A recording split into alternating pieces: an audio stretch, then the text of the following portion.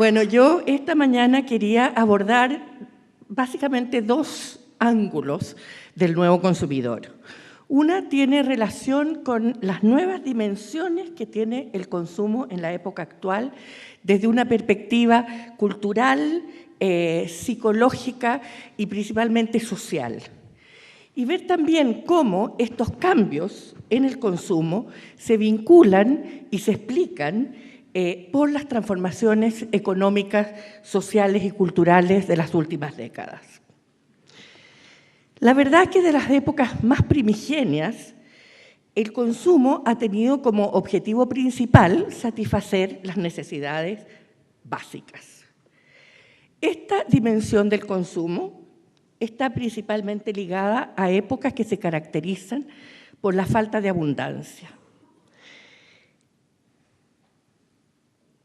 Simplificando un poco, quisiera decir que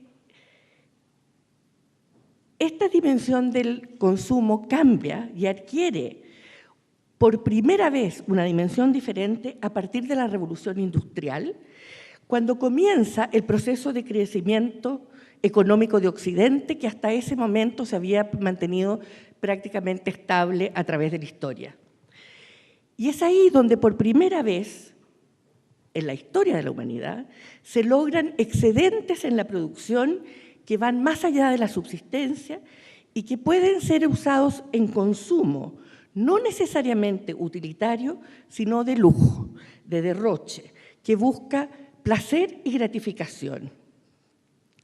Pero la dimensión crecientemente más relevante del consumo en la sociedad contemporánea dice relación ya no solo con el consumo como satisfacción de necesidades, ya no solo como consumo de gratificación y placer, sino que con su valor simbólico. Quisiera sugerir que en Chile en las últimas décadas se ha dado una verdadera revolución del consumo porque se juntaron todos los elementos necesarios. Una estructura social más fluida, crecimiento económico, desarrollo del mercado financiero y bancarización de los sectores de menos ingresos, como mostró el subsecretario, aumentos en los ingresos, una globalización capaz de crear nuevas necesidades y deseos y una demanda que puede ser satisfecha por el surgimiento de una clase empresarial vigorosa que la hace económicamente operativa. Pero no todo puede ser explicado simplemente por las transformaciones en las condiciones materiales de vida. Y es necesario buscar los cambios en los valores y actitudes que gobiernan el consumo. El surgimiento, de alguna forma, de una nueva postura moral y cambios en la disposición mental hacia el gasto superfluo, que en definitiva son los elementos que explican lo que se ha llamado la creciente tendencia a consumir. Los consumidores de hoy son ciudadanos más educados.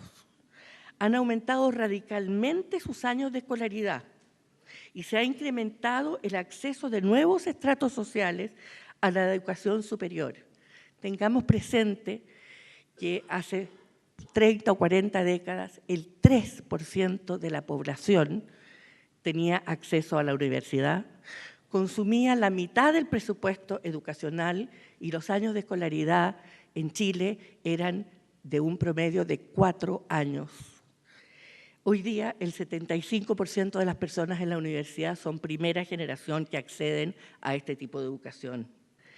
Los patrones de consumo y la estructura del gasto familiar ha variado sustantivamente y el gasto en la satisfacción de necesidades básicas, como el gasto en pan, en alimentación en general, que mostraba el subsecretario, como porcentaje del gasto total ha disminuido en forma relevante, dando espacio precisamente para el consumo de bienes cuyo valor principal es su significación y representación. El consumo ligado a la construcción de identidad social de las personas y los grupos, de bienes que tienen valor principalmente porque son un símbolo de la posición que las personas ocupan en la jerarquía social. La democratización del consumo proviene, entre otras razones, del hecho de que existen productos muy similares a los más distintos precios, que son en la práctica casi iguales de presentación, pero que pueden variar sus precios desde 5.000 a 100.000 pesos. Yo quisiera contarles una anécdota que para mí refleja exactamente a qué me estoy refiriendo. Conversaba con una persona, una mujer, su ingreso son 500.000 pesos al mes. Su ambición en la vida era tener una cartera Longchamp. Era el símbolo de prestigio y se le iba la vida por tenerla, que valen 100.000 pesos. Entonces yo le dije, mira las mías. Yo tengo unas Longchamp, una, y tengo 4 de Patronato. Son exactamente iguales. Me costaron 5.000 pesos. ¿Cómo vas a gastar 100.000? No tienen la medallita que dice Longchamp. Y ella juntó plata y se fue a Alonso de Córdoba, donde la Macarena Rivera, donde le ofrecieron café, se compró su cartera y está economizando para una segunda más. Chile en la década de los 60 era un país que se veía a sí mismo como pobre y condenado a la pobreza. Y los criterios de jerarquización eran principalmente por cuna y pertenencia. El lugar de origen determinaba fuertemente el lugar de destino y la posición de los padres, probablemente igual a la de sus padres, abuelos y tatarabuelos, determinaba la de los hijos. En el mundo de hoy ha aumentado la importancia del mérito como criterio de selección para ocupar cargos y posiciones, porque el mercado que obliga a las empresas a competir no les permite otro criterio de selección que no sea la eficiencia y, por ende, el mérito. Ha cambiado radicalmente la estructura ocupacional. Se ha generado un número mayor de trabajos de tipo gerencial y de mano de obra calificada, mientras disminuye el número de ocupaciones manuales. Al contrario de lo que sostenía Marx, la sociedad se desproletariza. Esto ha llevado a la creación de una nueva élite de clases emergentes vinculadas a la creación de riqueza y a las empresas productivas, y al aumento explosivo de las clases medias como resultado de la disminución de la pobreza y el aumento del capital educacional. La velocidad con que se acumula riqueza en la actualidad también tiene efectos sobre los sistemas de estatus y han cambiado los símbolos de prestigio. La sociedad es mucho más plural y diversa y existen múltiples instituciones que actúan como transmisoras de influencia socializadora y civilizadora.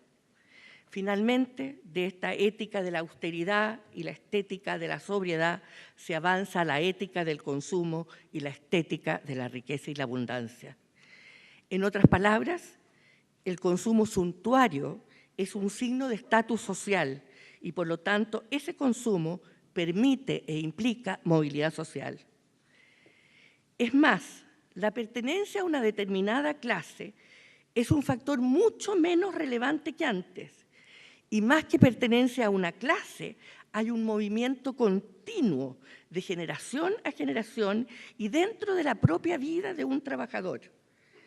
En este sentido, lo que se llamaba ese vínculo emocional que une a una clase como un grupo comunitario cohesionado, distinto y separado de otros, no solo por razones objetivas, sino también subjetivas, ellos, nosotros, es mucho más tenue, sino inexistente, en situaciones de alta movilidad. Así, el lugar en la jerarquía es menos permanente, influye menos en la conducta personal y debilita la identidad sociocultural grupal, porque importan más los atributos individuales, el nivel educacional, las calificaciones y las virtudes personales.